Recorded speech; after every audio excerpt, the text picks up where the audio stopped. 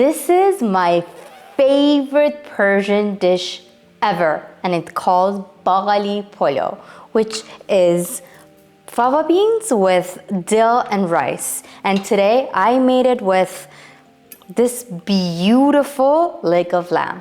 All right, come along and I'll show you how to make this amazing dish. You won't regret it.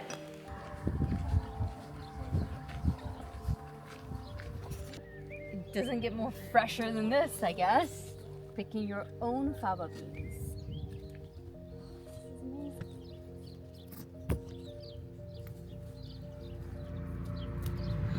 I want to go for the big ones.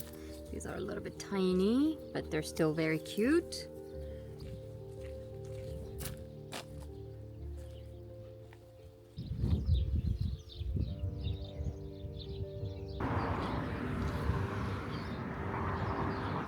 Now the real fun begins. Honestly, this is such a labor of love. You have to spend so much hours just to basically peel these little guys off. And after doing it all, the second step would be just peel the skin off like this. Honestly, this is such a labor of love. So after peeling this guy off, now we have to peel the skin off like one by one. And it's very time consuming. I remember when I was a child, we would sit around with my aunts and we would just spend hours and hours talking, gossiping, and peeling the skin off of these fava beans. So much fun.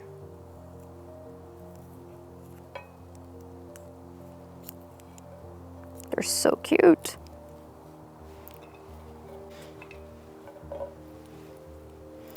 All right, I'll be spending next couple of hours just peeling these guys off and enjoying this amazing weather. So there are two parts to making Baghali Polo. The first part is to prep your meat. Today I have this beautiful leg of lamb that I got here on the island, which is much more accessible for me than getting a beef shank or a lamb shank. But in different parts of the world, in Iran or other parts, people use whatever they have. They use chicken, fish, or the whole leg of lamb or beef or whatever. But if you are vegetarian, you can totally still make the Baghali Polo, but just skip this part. So I have here about 5 to 6 cloves of garlic, which I'm gonna grate. I'm just gonna use the ends too, because it's just a paste.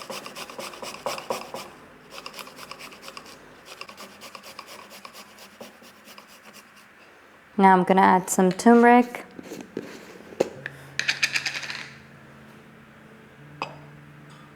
And some salt, olive oil.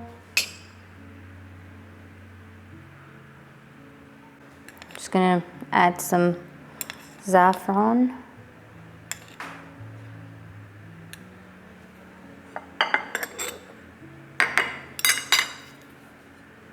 And this beautiful freshly cut herbs. I'm using thyme and lemon thyme, but whatever you have. If you don't have any, just skip it. But I love adding some sort of aromatic herbs to my lamb. And these bay leaves. Again, I had bay leaves in the garden, so I used it. If you don't have any, don't use it, but it's really good. I actually needed a bigger bowl, so I just transferred the whole thing here. So again, here I have garlic, lemon thyme, turmeric, saffron, and black pepper and olive oil. Now I'm gonna add maybe 1 or 2 cloves, just a little bit of cinnamon. I don't like to use powder. I'm just gonna give it a good mix. And then if you want, you can use gloves. I don't mind using my hand. I'm just gonna rub the whole lamb with this paste. Just get in there, you know. Don't be shy. And if you don't like to use your bare hands, again, you can use gloves.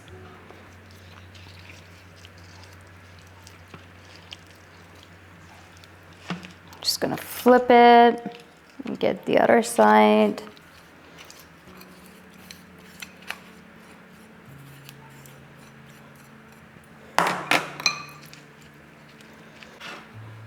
Nothing goes to waste here. So,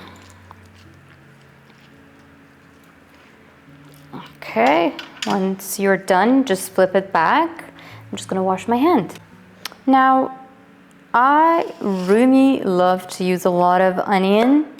So what I'm trying to do is make a little bed underneath and a little bit on top with like lots of diced onion. I found this fresh, beautiful red onions. But if you don't have red onions, you can, which I'm gonna use also yellow onions too. You can just use yellow or white. Red will give you a little bit more of a sweet note.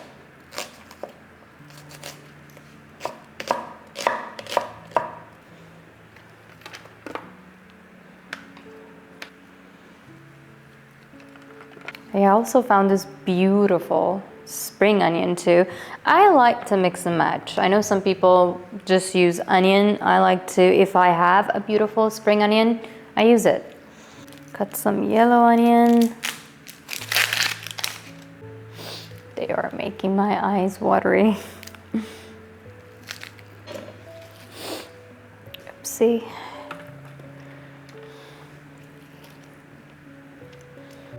I would even lift the lamb a little bit and just go under it.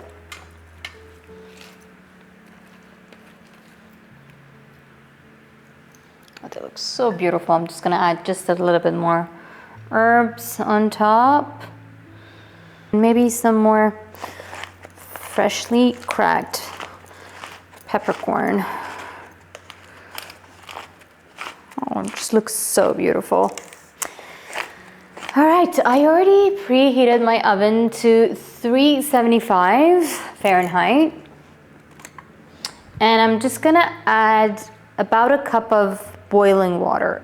Again, you can use boiling water or you can use chicken broth, veg broth, beef broth, whatever you like.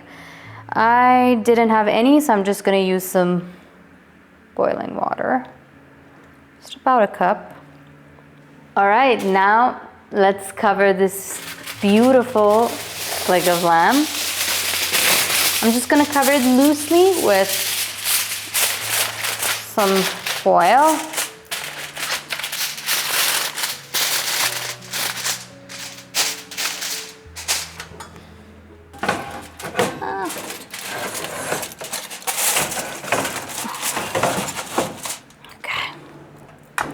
So it depends how you like your meat.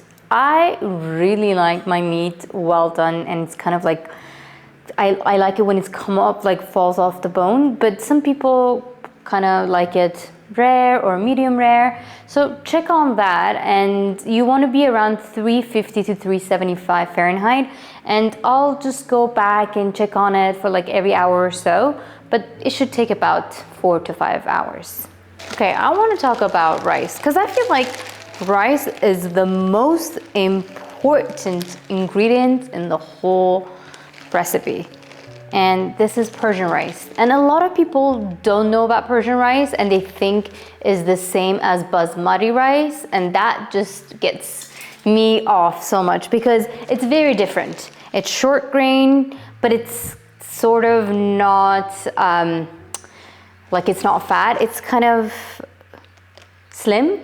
And this one is from north of Iran, which is they have the best rice, and just the fragrance and everything, just the smell of it, it's so good. So the key is having a really, really good rice, and that's Persian rice and not basmati rice. So now I'm gonna measure my rice and I'll show you what I do next.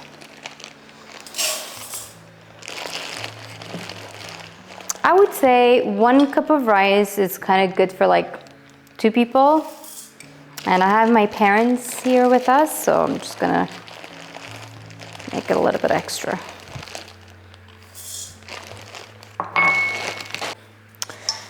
This just reminds me of my childhood, you know. I'm from Gilan, which is a province north of Iran, and we have the best rice. And this is just takes me back to those days. We ate rice every single day. So now the second most important part after choosing a right Persian rice is rinsing your rice pretty well. And you have to rinse it a lot. And when I tell you a lot, like 10, 20 times. And until your water becomes clear. As you can see here, it's cloudy.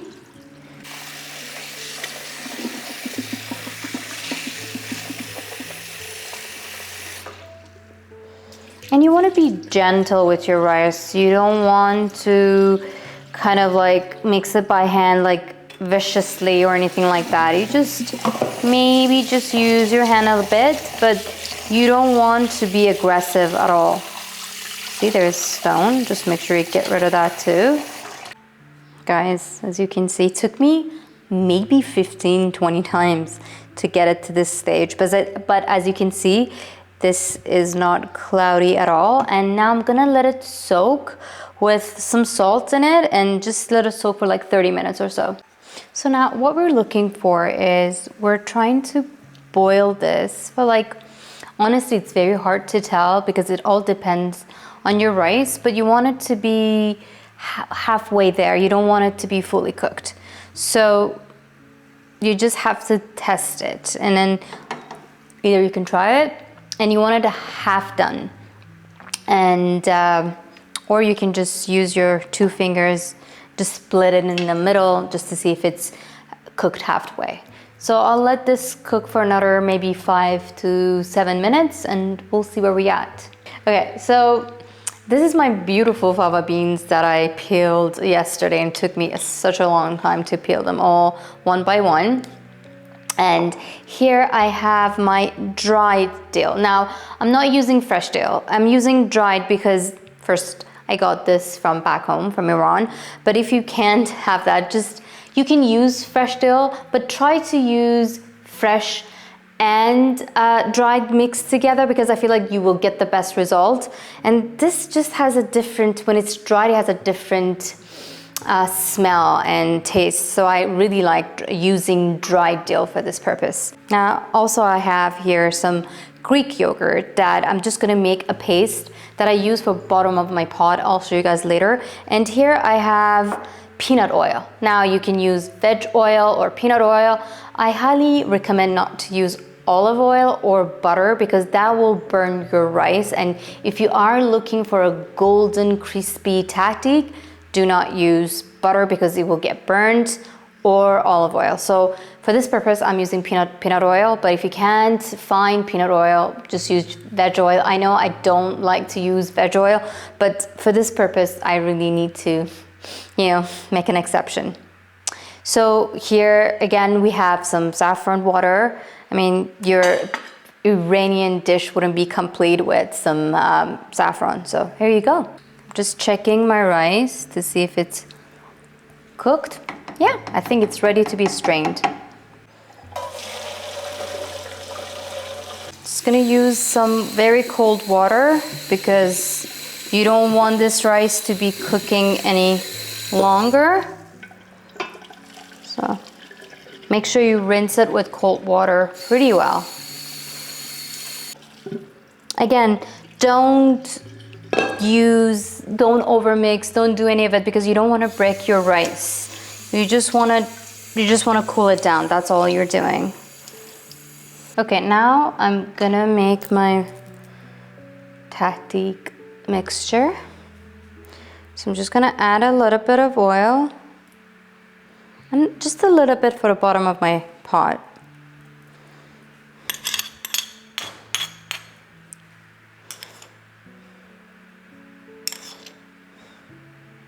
a little bit of saffron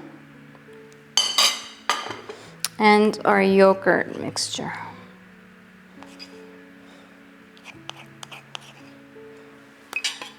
I'm just gonna mix it all together until it's well combined.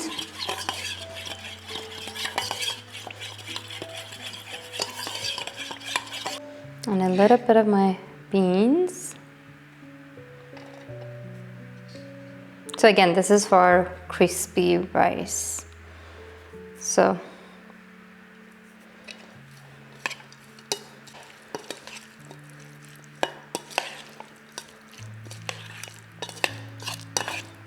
just look at this mixture, it's so beautiful. Look at the color of the saffron, just like fresh fava beans and our rice. So now what I'm gonna do, I'm just gonna layer this, maybe actually one more dash of saffron.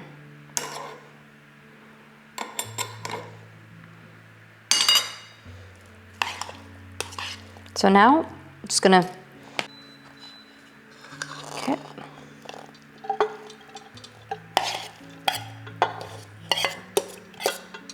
Get it all in there.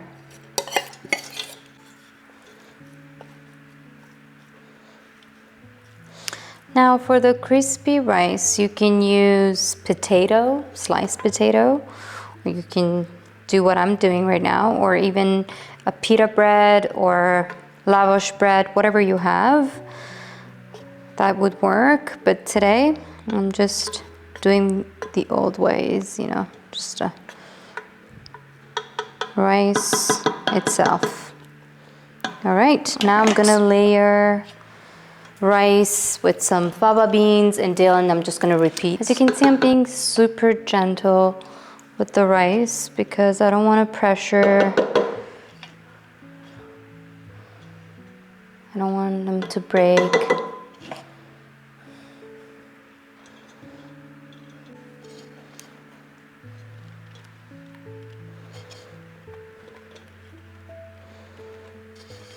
If you are going to use dried fava beans instead of fresh, you can boil it with your rice for a few minutes and then just strain them together and you will get the same results. Guys, isn't this the most beautiful thing ever? That's also regarding fava beans. You have, if you do have dried ones, make sure you soak them overnight and then boil them. A few minutes. And I'm just gonna make 3 whole. The reason I'm doing that is I just want the steam to have a way of coming out. Guys, I love to use fresh onion on top of my rice. If I'm doing sabzi polo or if I'm doing baghali polo, it just gives such a beautiful fragrance and such a good taste to the rice. So if you don't have it, skip it. But if you do have it, I highly recommend using it. All right, now I'm gonna put it on the stove. Actually, I have to. So I'm going for like medium heat. I don't want to go high, I don't want to go low. I want medium because I want some color for my crispy rice. And I want it, and we're going medium heat until we see some steam. So until our rice gets steamy, I'm adding another mixture to it. It's just boiling water and some butter. That's where the flavor comes. And don't be shy about the amount of butter you want to use.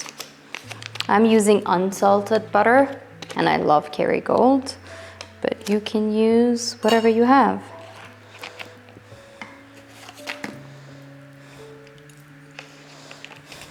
And you want your butter to actually get melted. So I'm using a lot of butter. So when our rice is steaming, I'm gonna add this mixture. I'm just gonna pour it all over. So I'm gonna use this when my rice is started to steam and after I poured in my mixture here, the mixture of butter and water. If you don't have this, because this I got it from Iran, my mom got it for me, but if you don't have it, you can just use paper towel or just a tea towel. That would also work. It just helps you with absorbing all the moisture from the rice and your rice steams super well. Okay, I think we are there. As you can see, steams are coming out. I'm gonna pour in my mixture.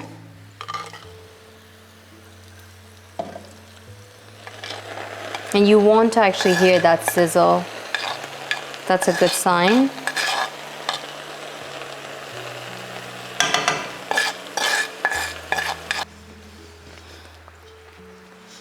Okay, ready? Just gonna put it on. Now again, if you don't have this thing, you can use just tea towel or paper towel, but if you are using paper towel, just make sure the ends are not going over the pot because that will, you know, be dangerous. You're gonna start a fire or something. Now what I'm gonna do, actually, I'm just gonna switch my stove. I'm gonna go to the smaller one because now I don't want a lot of heat. I just wanna go low, low, low, and I just want it to steam.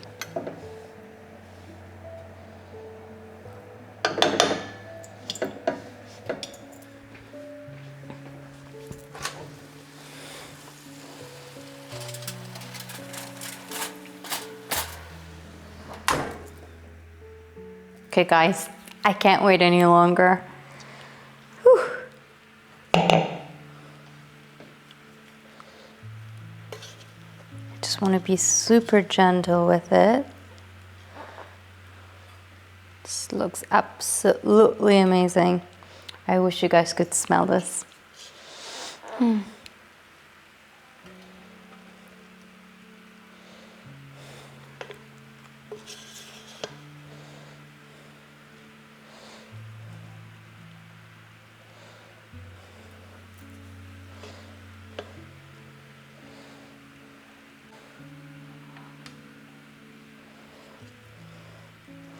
This is our steamed onion. Smell is divine. Now, moment of the truth.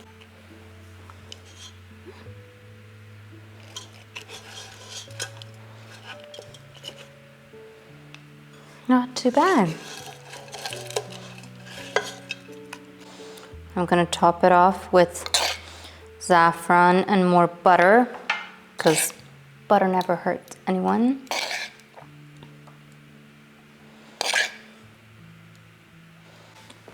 Now I'm gonna get the lamb.